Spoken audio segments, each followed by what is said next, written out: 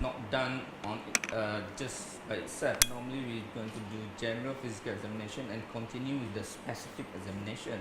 But for today's session, we're just going to do the general physical examination. And in fact, general physical examination is going to be slightly different between different systems. But as I said, this is going to be very general. And physical examination is not just doing physical examination. We need to take into consideration the attitude and the soft skills of the whoever is doing the physical examination. And we're talking about our students, right? So that's among the things that we need to assess. Okay? So I guess the first thing is hygiene. So before you touch your patient or after touching patient and touching another patient, we need to make sure that we're not going to transfer any infectious diseases to our patient. So I'm going to start with the hand hygiene. Okay.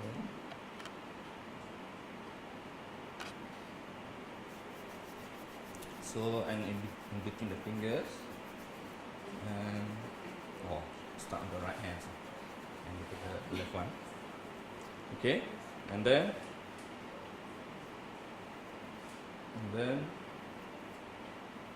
see, don't get caught. Get caught in the ward, you're going to statistic.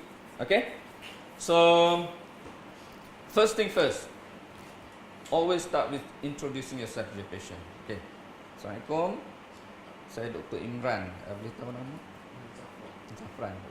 Zafran, hari ni kita nak buat, doktor nak periksa sikit. Dah ramai ke tengok ni? Okey ke? Boleh Okay. So introduce yourself and get consent from patient. Exam situation and ward situation will be different, right? Exam situation, you know that patient is there ready for you to be examined. But when you're seeing patient in the ward, I think you really have to take consent seriously. Okay? If patient, you can sense that patient is not happy for you to be there, then might as well disappear. Okay. Okay. Next thing is you want to make sure the patient is comfortable, right? Looking at the patient, and it depends on what system we are examining, right? For cardiovascular, it's advisable to put your patient at 45 degrees. Abdominal examination, and the surgeon is here, they can confirm that this has to lie flat. Okay, so if your patient cannot lie flat, then that's different situation.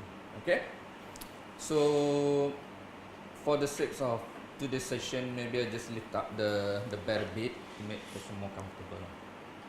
Yeah, that's it. Oh, sorry. For cardiovascular, that's not quite right. That's only 43.5 degrees. So yeah, but cardiovascular I think 45. I think you have to. Okay, and ideally, patient should be lying in the middle of the bed, and then look at the position of patient. Sometimes you can see patient awkward position, so just make sure patient is comfortable. Next one is exposure. Okay, ideally we want to see everything, but even cats will protest if you were to undress the cats fully, right? So, and human, we're dealing with human, so for a man, guy, it would be quite easy to just get the subject to remove the shirt, right? But for the ladies, I think they have to be very careful. Okay? You have to consider the local culture and religion, things like that. Okay. Kali ini boleh buka baju tak? Buka baju semua senang. Okay, so boleh. Should be okay. And I guess that this is the time to start the proper examination. So it's advisable to stand at the end of the bed and have a good look at patient for the inspection. Okay. So what are we looking for in the inspection? First thing first, I think conscious level. Okay. If you notice patient is dead, that's it. That's the end of examination. You don't have to examine anything, right? So go to the table and. But yes, look. I think generally we can sense that we can see that patient's conscious, right? We can assess the orientation later when we go doing a specific examination. And what else? Look at the breathing. Special breathing. Normally, that's why we want to expose so that we can see the movement of chest movement, right? And then it's ideally not to show to the patient that you are assessing the breathing. Otherwise, patient get anxious and patient will breathe rapidly. So, if you can quietly look at your watch and measure the respiratory rate for 1 minute, and that should give you an idea whether the patient is breathing well or rapid breathing or any other problem. So what else are we looking at when patient is there? General condition, maybe you can look at the skin, patient obvious jaundice or pallor or if any redness anywhere, okay? And we can assess roughly the hydration status of patient skinny, losing weight, or hydration status should be assessed in more detail later on, but roughly I think you can tell. And you inspect whether there's any attachment, any granula or any wire or any oxygen supply patient's using that can give a lot of information on what regarding patient well-being. Look at the position, any abnormal hands, fixed flexion or leg or anything that's out of place basically. Another thing is the appearance. The certain condition will have a certain appearance, for example Down syndrome, or over here you might see thalassemia faces, bossing of the head and then shiny skin, darkened skin, things like that. Okay, those are the information that you can get by standing at the end of the bed. Okay, happy with your findings? Now maybe it's the time to touch our patient. Okay, and convention is you start the examination from the right side of the bed. So that's why in the physical examination session it's safer to sit where? Maybe right there, because the person standing there will be called to examine the patient normally. Okay, that's the trick. Okay, so and again the convention is to start with the hands. Okay, so cut the hand. Maybe it's good thing even to shake the hand of the patient in the main patient, And what are we looking for in the hands? It's again color. Is it pallor or redness, hyper polycythemia, for example? And it's just that sometimes you compare with your hand, but in the exam situation you'll be pallor yourself, so maybe not good idea as well. But generally that's what we're looking for, right? And we look at whether it's a very sweaty, can suggest a certain condition like hyperthyroidism. Okay, and both sides of the hands, palm and the side. Okay, and always people are interested in looking at the finger clubbing, right? And you can see the students tend to do that, but I think generally you can see you look at the angle of the nail bed and the skin there. Club finger, they tend to lose that angle basically. Okay, you're okay lah, no problem. Okay, and what else on the hand? You look at the nail itself. Okay, sometimes you can see the splinter hemorrhages. Most of the time is because of trauma. So, but sometimes it can be due to infective meningitis. And students, I think they like to mention genuine lesion, osseous. I haven't seen myself, so I'm not worried about that. But any abnormality on the hands, I think you should be able to see on the examination. Okay. Next is the pulse. Okay. So I have to check for the pulse. Basically, you use the two fingers and try to locate the pulse. That's it. And then how long should we need to get the rate, right? And the rate is suggested, it's safe to tell our students that you have to count for 1 minute. Okay, but according to Tele O'Connor, 30 seconds is accurate enough. Just times 2. But otai, like all of you here, maybe 6 seconds times 10. Okay, but that's not the right way to do lah. Yeah, otai.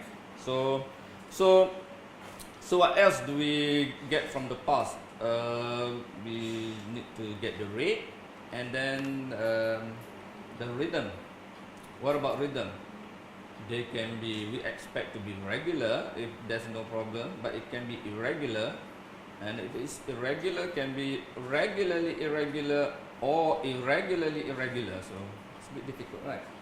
But yes, basically these two things you get from the past, radio past.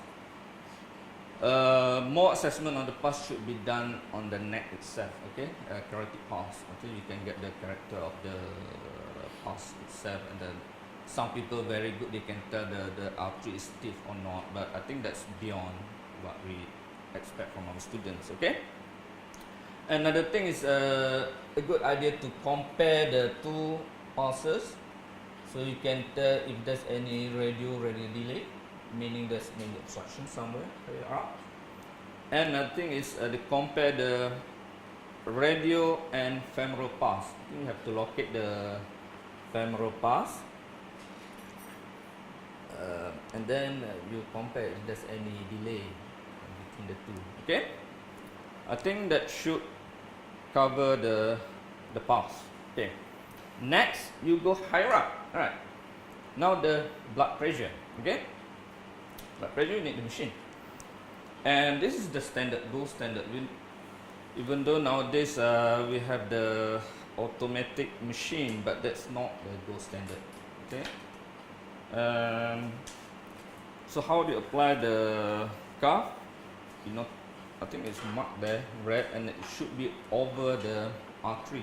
Okay, artery there. Okay, and you have to consider the size of the cuff itself. For children, needs to be smaller. Big size person need a bigger cuff, otherwise it's not going to be accurate. So this is part of a vital signs that we need to get from our general physical examination. Okay, I need a chair, so okay, stethoscope. This is the time to use your stethoscope. Okay, so what we do, see, need to pump. Before that, you need to locate the pulse again, radio pulse. Can easily be done, and then you have to pump, but the mercury is not going up. What happened? Because it's locked, so you have to unlock. Okay, and then you have to pump until basically the pulse disappears. So roughly the systolic movement and release, and then apply the. I think this will be done in detail when we do cardiovascular examination, but this is the rough demo basically. So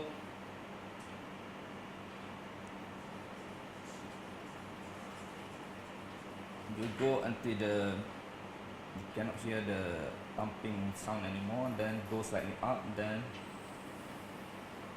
that's when you get your systolic and diastolic. Okay, and again in cardiovascular you have to do sitting and standing blood pressure. We going to the eye. Okay, boleh buka spare. Okay, okay, what are we looking for in the eyes? One thing is jaundice, quite obvious. If it's jaundice, I think the best place is because it's sclera, supposed to be white, right? Then, but in the elderly, you can see maybe tend to see the tinge of jaundice, things like that. But generally, it should be no yellowish. And then you tengok atas, so that you can see the conjunctiva clearly. Then should be. So how do we report? So if there's any palo or non-palo, some people say pink, but this is not pink panther, right? So some people don't like the term pink, so but I don't know. But I think it's, as long as we understand what we are trying to say, I think it should be okay. So and in at least sometimes you can see evidence of up here, not at least someone with hyperlipidemia, you can see the xanthelasma. Right? I forgot something on the hands. You can xanthoma over the tendons of the hands and back there. Okay, the elbow. But on the eye is xanthelasma. Okay, that's about it. And then we go to the oral cavity. Okay, you need your torch. Okay, or maybe you can have a look. Boleh periksa sikit in the nostril if you're interested in anything. Boleh buka mulut tak? Okay, what we're looking for generally oral hygiene. Okay, any bad dentition or any caries or anything. And some people will ask the patient to say ah. Say ah, dia kata ah. To look at the uvula and this high arch palate. Then boleh jela lidah. Okay, just look if there's any again hydration status is something that we can assess here. And another thing is if there's any apa tu apa dah Angelina? Cyanosis central. This is central. You can see the peripheral cyanosis somewhere else. Okay, boleh angkat lidah normally at the lower part of the tongue. Okay, maybe we can go to the legs. So what are we interested in the legs? Basically, not many things. At least two things. Boleh pakai spek semula lah. One thing is the peripheral pulses. Okay, two areas that we can feel for the pulses. Posterior tibialis, you locate the bone there on the medial side. And then you can feel for the pulse basically. And then the other one is